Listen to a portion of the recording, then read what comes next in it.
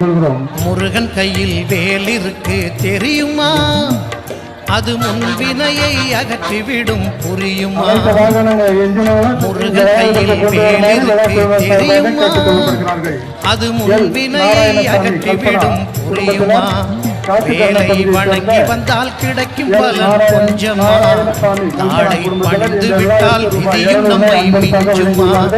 வேலை வணங்கி வந்தால் கிடைக்கும் பலன் கொஞ்சமா? தாளை பணிந்து விட்டால் விதியும் நம்மை மிஞ்சுமா? அந்த முருகன் கையில் வேல் இருக்கு தெரியுமா? அது முன்வினையை அகற்றிவிடும் புரியுமா?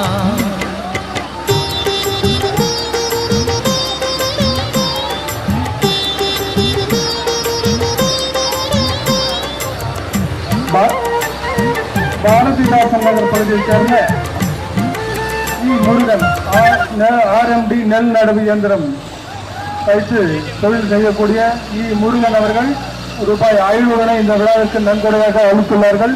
அவரது தொழிலும் குடும்பமும் மேலும் வளர்ச்சி பெற எல்லாம் வல்ல எம்பெருமான் முருகப்பெருமானை இந்த விழா நாளில் விழா குழுவினர் சார்பாக வேண்டிக் கொள்கிறோம்.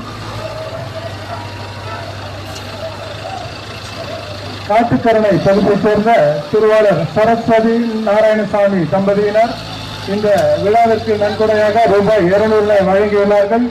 அவர்களது குடும்பமும் தொழிலும் மேலும் சிறக்க எல்லாம் வல்ல எம்பெருமான் முருகப்பெருமானை இந்த விழா நன்னாளில் வேண்டிக் கொள்கிறோம் விழா குழுவினர் சார்பாக.